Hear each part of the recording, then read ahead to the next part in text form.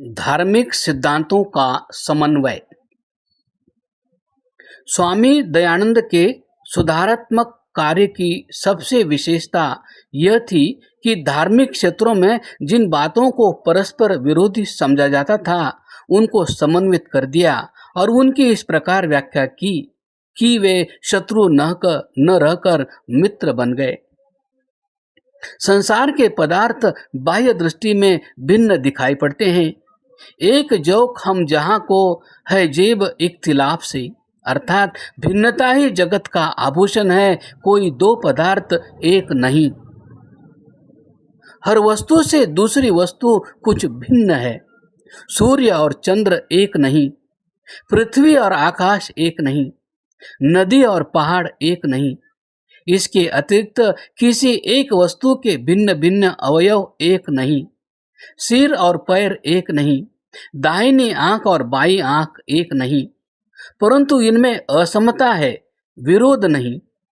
अथर्ववेद के एक मंत्र में इस बात को बड़ी सुंदरता से दर्शाया गया है।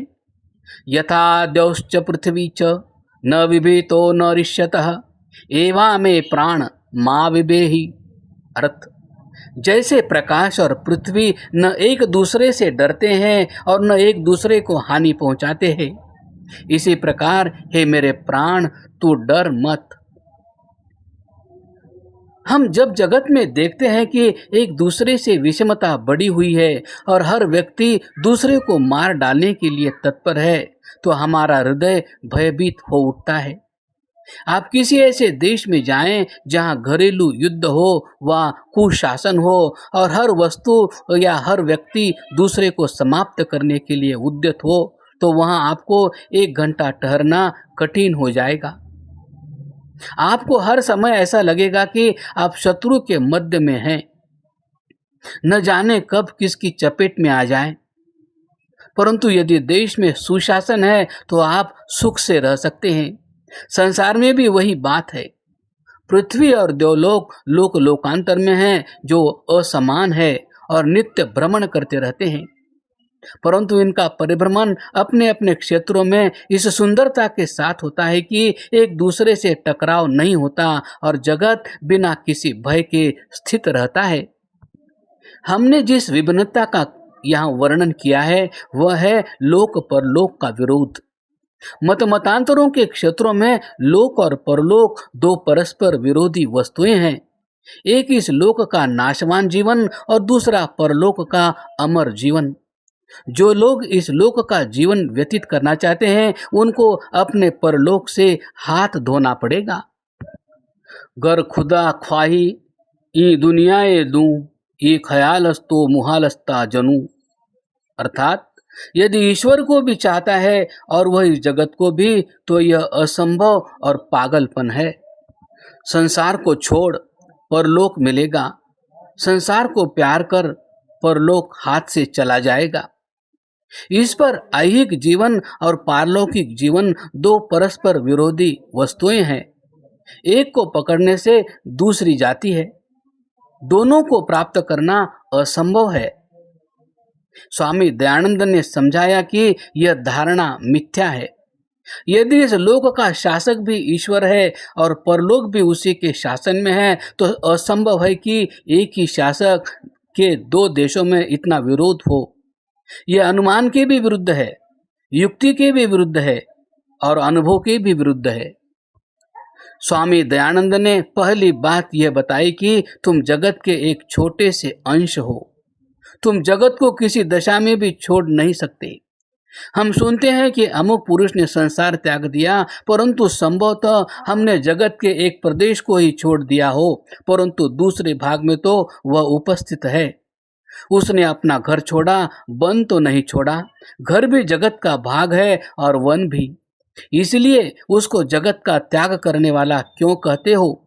पहले वह अपनी पत्नी की बनाई हुई रोटी खाता था, अब वह किसी घर से मांग कर खाता है, परंतु पेट तो उसके साथ है। लोग समझते हैं कि इस लोक और परलोक के बीच में एक पुल या सेतु है, जिसे सिरातुल मौत या मृत्यु का पुल कह सकते हैं। इस पुल के इस पार यह लोक है और उस पार परलोक। परंतु ऐसा नहीं है। संभवतः इस्लाम और ईसाई धर्म जो जीवन के प्रवाह से अभिज्ञ नहीं है, इस बात को मान ले, परंतु यह धारणा है असत्य। मृत्यु लोक को परलोक से अलग नहीं करती, अपितु जीवन के एक कमरे को दूसरे कमरे से अलग करती है। अलग शब्द का प्रयोग सार्थक नहीं है। वह एक कमरे को दूसरे कमरे से मिलाती है, संलग्न करती है, विलग्न नहीं करती। मौत दो जिंदगियों के बीच का है दरवाजा। जब प्राणी मरता है तो एक ही जीवन से चलकर दूसरे जीवन में प्रविष्ट हो जाता है। इसीलिए उर्दू भाषा में मृत्यु के लिए इंतकाल शब्द का प्रयोग होता है। वह समीचीन है, अर्थात एक अवस्था से चलकर दूसरी अवस्था को प्राप्त करना। मरकर हम जाएंगे कहाँ? वह कौन सा स्थान है, कौन सी योनि है जो इस जगत से संबंध नहीं रखती? इस्लाम और ईसाईयत के लिए यह समस्या अबोधक रही है। जीव मरकर कहाँ जाता है? इनका अस्तित्व भौगोलिक है अथवा काल्पनिक? इस्लाम और ईसाई धर्म के मंतव्यों के अनुसार तो जब कयामत होगी और हमारे पुण्य पाप का फल मिलेगा तो पुण्य वालों को स्वर्ग और पाप वालों को नरक मिलेगा, जो सदा रहेंगे, अर्थात स्वर्ग में भी सदा रहेंगे और नरक में भी। परंतु मृत्यु से लेकर कयामत तक वह कहाँ रहेंगे, यह एक प्रश्न है। स्वामी दयानंद ने समझाया कि मृत्यु केवल एक शरीर को त्याग कर दूसरे शरीर को ग्रहण करने का नाम है। लोक परलोक में कोई भेद नहीं, भिन्नता होगी परंतु विरोध नहीं। इसलिए यह धारणा सर्वथा मिथ्या है कि यदि यह लोक बनाओगे तो परलोक हाथ से चला जाएगा, और परलोक बनाना है तो इस लोक को छोड़ना चाहिए। स्वामी दयानंद ने समझाया कि मृत्यु केवल एक शरीर को त्याग कर दूसरे शरीर को ग्रहण करने का नाम है। लोक परलोक में कोई भेद नहीं, भिन्नता होगी परंतु विरोध नहीं। स्वामी दयानंद ने वैशेषिक दर्शन के आधार पर यह बताया है कि सच्चा धर्म वह है जो इस लोक और परलोक में संबंध स्थापित करता है। जिस सूत्र की ओर मेरा संकेत है उसका प्रायः यह अर्थ किया जाता है कि धर्म वह है जिससे अभ्युदय अर्थात इस लोक की उन्नति और निःश्रेयस अर्थात परलोक की प्राप्ति हो। इसका अर्थ कुछ भिन्न प्रकार से करता हूँ। ऊपर की व्याख्या में धर्म के दो अंग बताए गए, अर्थात अभ्युदय और निःश्रेयस। इससे प्रकट होता है कि धार्मिक जीवन के दो भिन्न भिन्न फल हैं, एक लोक की उन्नति और दूसरा परलोक की प्राप्ति। द्वंद्व भेद तो फिर भी बना रहा।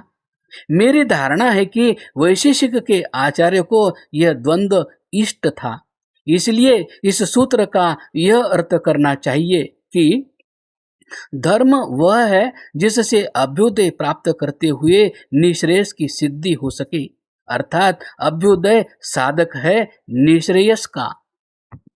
इसको कुछ और स्पष्ट किया जाए। धर्म का पहला प्रयोजन है अभ्युदय।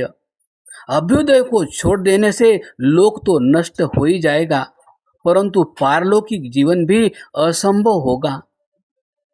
भूखे भजन न होय गोपाला, ले लो अपनी कंठी माला।